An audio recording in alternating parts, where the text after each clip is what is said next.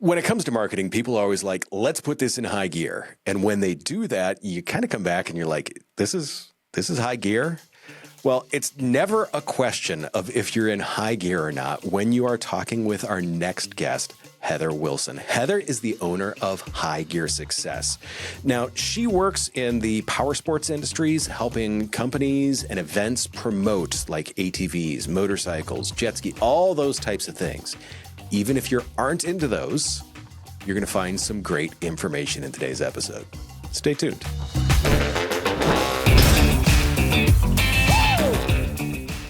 Heather, thank you for coming on today.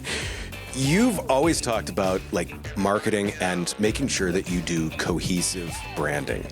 What is one of the key elements you see so many people overlook? Yeah, I think I work with, a lot of startups, and sometimes they kind of are piecing things together, and you really have to have the whole strategy mapped out to start. So to have that cohesive brand, you need to think about all those things before you even launch your business, not kind of as you're doing it. So thinking about things even like websites, social media handles, your email address, like not using a generic Gmail or something, but actually like an email address that's your domain of your brand. So yeah, just having all of that mapped out ahead of time, even like having a logo, fonts, colors, all of that's going to create that image, and you want that cohesiveness. It's funny you say that because we often see that, like I'll ask people for a branding guide. And they look at me in some cases like, a what? What are some key elements like you would tell people like to set up as a branding guide? If there's the top 5 things, what would you put in that? Yeah, I mean, it doesn't have to be complicated. There are templates out there that you can use to develop your branding guide, but just like I said, colors. So like the exact, this might sound crazy to some people, but like the hex code of the color red, the RGB values, the CMYK values, things like that. So it's always the same red throughout. Your fonts, like making sure that probably like 2 to 3 fonts at the most, and that you're using those consistent fonts because people get to see that and recognize that as your brand. Even when it gets into writing things stylistically, if you're going to use AP style or other different styles of writing or certain words that are relevant to your industry, if you're going to capitalize them, not capitalize them, things like that, just for consistency. So it really is. It's just laying that out as a plan rather than going back and looking at it and realizing I did it this way this time, that way that time, and a third way a fourth time. Yeah, and even like how your logo is going to look on different color backgrounds. It's going to look different on black than it is on a white background or a red background. And so sometimes companies have like 2 variations of their logos that are very similar but used in different applications. It's funny, we do the same thing because right here I've got white. If it ends up on a white background, that does not necessarily so we've got an inverted. That makes perfect sense. I know in some cases you've talked about knowing when to hire an expert. Of course, I mean, you and I were both business owners. We are experts at everything, right? When is a business ready to hire marketing or PR? What should they be looking at for some of those things? Yeah, I think you have to know like when your expertise in an area stops. And I always equate it to like, I'm not a mechanic. So you really don't want me working on your car or motorcycle or anything like that. Like I know enough, but you don't want me working on it. So it's kind of the same thing. If you're not a marketing person, like maybe now's the time to hire somebody that can help you along and kind of, one, simplify the process, make it easy for you, also a lot more efficient. So if I was going to become a mechanic, I would have to put in tons of time and hours and research and figure things out to even begin to do the work. And that would be the same for somebody that's needing marketing help. So they're going to have to spend so much more time and resources just getting up to speed, which time is money, right? So Sure. If they can just budget to hire somebody, they can get it done faster and more effectively for them. That makes sense. Now, this is a question that when I saw this, I became very, very excited to ask this question. It is about my new favorite term that I saw you use, the Barf It Out technique for writing copy. First off, I'd like you to explain that to me. So that way someone like, because I'm one of these super organized people that, okay, and if I can't see the path, whatever. So first off, like, what does Barf It Out look like? And do I need a biohazard suit while doing this? I wish I could tell you who to credit that line from, but I learned it early in my career. And basically, it's just whatever you have in your head, whatever information you're trying to convey, it's all jumbled. Just get it out, like get it onto paper, get it onto the computer. And you can always rearrange it, reword it, reorganize it later and make it sound good. But you want to have all the pieces out in front of you. You don't want to try to be like plugging in a piece and you don't have the other piece. And like, it's just going to be harder later if you're trying to make it sound perfect from the start. So my first drafts of things are almost never close to how it's going to end up later. So you want to just get all the information out, barf it all out, and then you can go back and massage it and make it better. So, I mean, so you're literally in that process. Are you like eliminating stuff? Are you organizing stuff? Is it a combination of those two? Are you adding stuff? I mean, is it? Usually for me, it's cutting. So I get like an immense amount of information out of my head and onto the paper, and then it's cutting it down and seeing what is most important. So there's, a term in journalism where you don't bury the lead. You don't want the important information to be 5 paragraphs down because people may not make it that far down. You want it to be at the top. So really like prioritizing the information that you want people to know and then giving them more details and like filling in the background later on. It's interesting because with the podcasting, we coach people on that too. Do not make people wait till the end of the episode to say something amazing. Say something good. Start with something good. Start with something that's going to grab people because that makes sense too from the writing side of that. You've mentioned that you hate the generic About Us pages. Breaks my heart. I was about to say, I could almost see your blood pressure go up a little bit on the screen as I said that. What makes a good About Us page? I mean, it's tough for me to say, look, this is who I am. This is what I do. But when I kind of go back and do that process and I barf it out on the page and try and organize it, I'm like, okay, I kind of came up with something that sounds like everyone else here. So it's definitely always hardest to talk about ourselves. Like even I struggle with that personally. Like I can write amazing bios and information about my clients, and then I sit down and try to write a bio about myself, and I'm like, oh gosh, I don't know. Like it sounds terrible, but it is always hardest to talk about ourselves. And like we never give ourselves enough credit, right? Like we don't want to sound too egotistical or like we're bragging, so we kind of don't like hit on all those high points, but that's what people want to know. They want to know your credentials and your accomplishments and like who you are as a person. So, I mean, maybe it's being a small business myself, but I always want to be able to support other small businesses, go to their websites and actually know the person or the people behind it. So just a generic web page that gives, 3 sentences about the company, maybe doesn't even talk about when they were established. I want to know like who's actually there. I would love to see a picture. And I know a lot of people hate pictures of themselves, but I would love to see pictures of who these people are. And it doesn't always have to be like so business focused. Like, yeah, talk about your business and credibility, but also talk about what you enjoy doing in your free time. Or do you have dogs? Or do you support community causes? Like give people a connection to you because people really do relate to people. It's interesting you say that because it's one of the things that like we talk about like the video side of the podcasts is it's once again, it's building you up as a human. People want to do business with people. Mm-hmm. Not every person is for everyone and that's perfectly fine. But when you get random people saying, hey, saw your podcast, you're like, oh, great. You've kind of built that know, like, and trust that, I mean, really moves those things forward. Kind of pulling on that thread a little bit further with photo and video. You mentioned the photos on the About Us. I know you've worked with some racers, you work with a lot of brands and stuff like that. What do you tell them when it comes to like starting out with video content? So many people are like, I don't want to be on camera. I don't want to do this. And I see the smile there. You're like, oh, here we go. It's that same speech. What do you usually tell them to kind of say, no, just do it?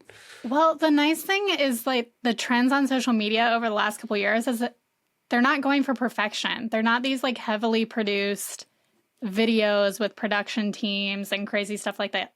There is a place for that, obviously, but just for the average brand, like, I mean, we're talking short clips. We're talking kind of holding your phone up in front of you. Like, it doesn't have to be perfect. And the nice thing is it doesn't always have to be live either. So you can do a bunch of takes with it if you don't like what you're doing. But yeah, people really do love watching videos. And that's something I get to work on too for myself. And I have started kind of providing more resources via video in addition to like a PDF guide.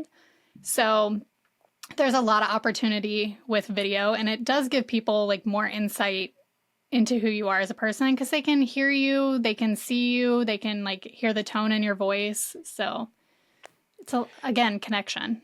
How important has that become for especially like the racers and some of the smaller brands? Is that, I mean, have you seen that, especially over the past couple of years, just explode in terms of the importance of that? Or is it?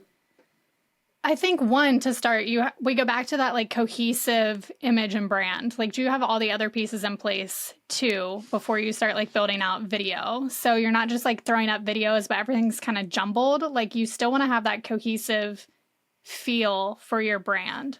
So more importantly is like, what are you doing? Like the content, like why are you doing it? What's the goal of it? I'm always a big person of quality over quantity. So I mean, just because you can do a video doesn't mean that you necessarily should. I'd like to speak back to you mentioned the having the intention behind it there, and what's the goal of this? It's funny because that's the first thing whenever we take on a video project, we're always like, why? And people are like, well, because we need video, and we're like, for what? And they're like, well, video. And I'm like, no. What is the purpose of this? When people are getting ready to do some of these shorter videos, is it always to, I guess I would say, what is it always to get the sale, or is it just to engage with people? I mean, what are some of the things that you see that people are doing that are bringing people to them that may not necessarily be sales oriented, but once again, could turn into that down the road? I think like you mentioned, the know, like, and trust is really important. So it's not that you're selling at every single opportunity. Like, they're getting to know you as a person. And yeah, maybe you have like a call to action at the end of some of the videos, but most importantly, like, you're just connecting and engaging with your audience, and you're giving them a reason to come back and keep watching or keep reading or keep seeing your content. So then you can maybe sell at one point, but it doesn't have to be every video or all the time. And I'm a huge fan of like what they call attraction marketing. So I would rather have people attracted to me and come to me like asking about my services than like going to them necessarily and saying, well, hey, will you buy this thing? That makes sense. That's interesting. I like that approach. So you are, instead of, I guess I would say the classic door knocker of, hi, would you like to buy encyclopedias or a vacuum? You are, let me get out in front of the people that could be interested in what I do. And when they need me, they will be here. Yeah, I mean, that's definitely more of my approach. I mean, there is a time and place for both, right? I can't just be like sitting back and waiting for all the work to come to me. I have been very blessed that I do get a lot of referrals, and a lot of people find me, even just via searching on Google. I have pretty good rankings for being such a niche person in motorsports. But there is always a time to like go out and seek the work and ask, people if they would be interested and make that pitch. But a lot of times, just being in the right place in front of the right people, then they're coming to you, and it feels a little more genuine. Yeah. And if there's already that familiarity built, that know, like, and trust, as we referred to, then you're already foot in the door there. You co-host the Pit Pass Moto podcast. Once again, this goes to that power sports background, and it's very much how we know each other. How has that experience influenced your approach, maybe in your business, in terms of the marketing or content creation for your clients? Yeah, so that was a fun opportunity. I was first a guest on the podcast. I think it was probably a year ago this month that I was a guest with Dale Spangler, who was the previous host. And then a couple months later, Dale decided to step away to pursue some other opportunities, and had posted on LinkedIn that the podcast would be looking for some new hosts. And it had always kind of been on my mind to do a podcast, but it can be a big undertaking depending on if you're doing it all yourself or if you have resources or a team or, like, even in your case, a studio and all the equipment to do it. So the opportunity came along and I thought, well, that would be really fun. And it's interviewing people in the motorcycling industry. And what I found is, one, it's a lot of fun, but two, it's great for networking and meeting new people. So I might be interviewing people that I know. I might be interviewing people that I found on Instagram, on LinkedIn, via recommendations from other people, or my co-host might bring somebody on. But it's great networking. It's great marketing for your brand. Again, people get to know, like, and trust you. I was at a motorcycle ride down in Tennessee, and this guy came up to me and was like, "Hey, are you Heather?" And I'm like, "Yeah." And I was thinking, it was a question about the event because they're a client of mine and I help with their marketing. But no, he's like, "Oh, I listened to you on Pit Pass Moto." And I was like, "Wait, what? People actually listen to this?" So that was kind of cool. Like, you never know who's listening. It's funny you say that because we have a host that has a racing podcast. And whenever someone comes up to him and says, "Hey, I listened to your podcast," he's like, "You're the guy." That is his answer to it. And people always like, "Wait, what?" From that aspect, you mentioned where you find some of the guests on. Like, you mentioned LinkedIn, you mentioned, where's probably the most common place that you have found guests, and where, I guess I would say, where's the best ratio of outreach to people actually being guests? I'm a big LinkedIn fan. I've been using it for, oh gosh, it's probably been close to 15 years, if I had to guess. Big fan of that. I mean, it depends on your industry too and, like, who you're looking for. But LinkedIn has been great for, you can search keywords, you can search people, you can search companies. It can kind of lead you to the right place. I'm really active in posting, and not even so much that, like, I'm posting constantly, but LinkedIn is really underutilized because a lot of people aren't posting. So even if you do post a little bit, you're pretty high up in the searches. So that's been really helpful for me. And then Instagram tends to lean a little bit of the younger crowd, the racers, less corporate people. That's kind of where I find them, is on Instagram. Interesting. So it really is. It's a case of finding the audience for who you're looking for. Mm-hmm. We've talked about that in so many cases. If we're looking for maybe a slightly older audience, probably Facebook is going to be where you're going to find them. But we also realize that there's young people on Facebook too. It's not just buddy buddies. It's tough because, like, I'm a huge Facebook fan and I don't think I'm that old yet, but Instagram is like, I don't know, if you're even a couple years younger than me, Facebook's like, oh, only the old people are on there. Like, so. Only the old people like me are on there. Like me, I guess. Yeah.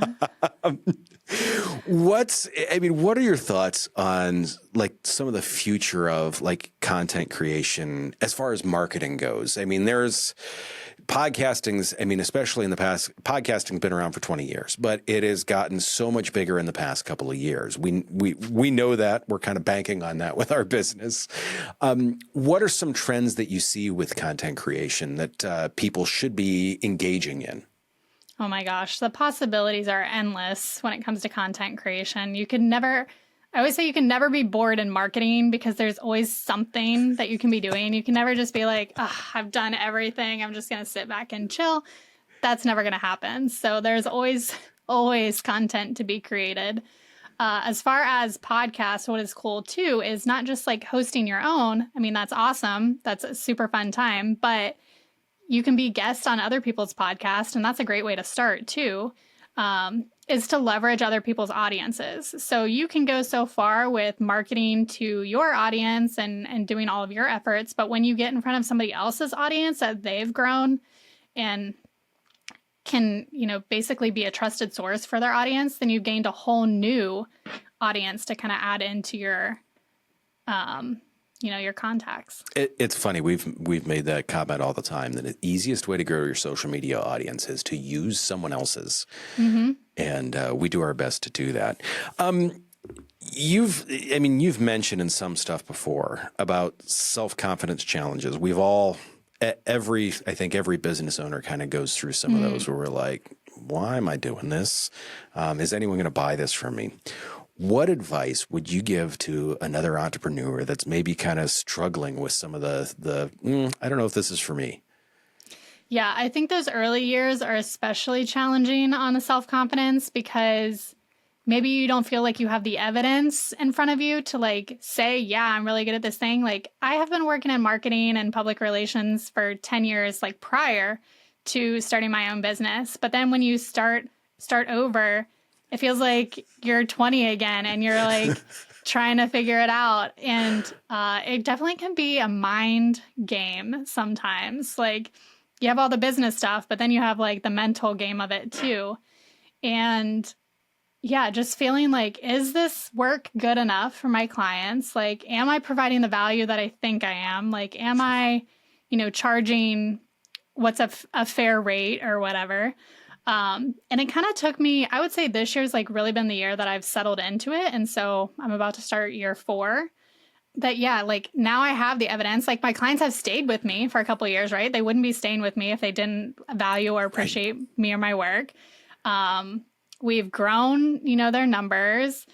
So there is that, the evidence there for me to see it. But it's definitely challenging in the beginning. And I would say definitely just to trust yourself, too. If you're feeling a certain way, that you should really do something, then do it. Or if you're this is just a bad idea, you should probably listen to your gut too.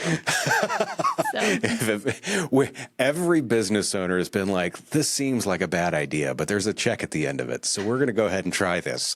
And then we realized even it didn't matter that there was a check at the end of it. It was a bad idea. Yeah. Yeah. It was just a bad idea. Like me, I know you truly enjoy what you do. You're in an industry that you love. I know you ride. We were just talking earlier. We have basically the same motorcycle. I find that awesome and entertaining all at once. What are some of the most fulfilling aspects of your work with some of your clients? What, at the end of the day, working with powersports is awesome, but what's the piece that says, yeah, this is why I love what I do? Well, I love that when I wake up every morning, I'm not dreading to go to work. I'm not oh, I got to get on and do this project. I've learned too, like we were saying earlier, even if there's a check at the end, only do the projects that you really want to do, that I enjoy and I'm good at, because otherwise it's not enjoyable. So I have kind of learned to take on the work that I enjoy and, provides value for my clients. But the coolest thing for me is building those relationships with my clients over the years. And some of them, we've built really strong relationships, and we will text or even talk casually outside of work. And I know maybe that crosses the line. Some people don't want to, they very much want it separated, but some of these people have just grown to be really close friends, and I appreciate that. And I'm a words of affirmation girl, if you've ever heard of that. So basically, I love hearing good feedback. Of course, I will take the not so good feedback too. I love feedback, but I love when my clients will actually say or tell me that they appreciate the work, or this is really great, or yeah, I love this. That keeps me motivated. I love that. It's funny. A friend of mine was quoted one time. He said, "It's not business unless it's personal." I heard that and I really like that. And I agree the same thing. I've developed many good friendships with a lot of the people that we work with. I really appreciate you coming on today and taking the time to do this. This is a lot of fun. I'm glad we had the chance to catch up. I appreciate it. Yeah, thanks so much for having me. And yeah, maybe we'll get you on our podcast next. Sounds like a plan. For everyone out there, to me, a couple of big things. We always talk about preparation. Preparation to get your branding together. Make sure it's a cohesive thing. The other thing is make sure that you are doing the things. Get out there, get in front of the camera, do the stuff. Know, like, trust, start to work on building that. As always, do me a favor, take care of yourself, and if you can, take care of someone else too. I will see you all very soon.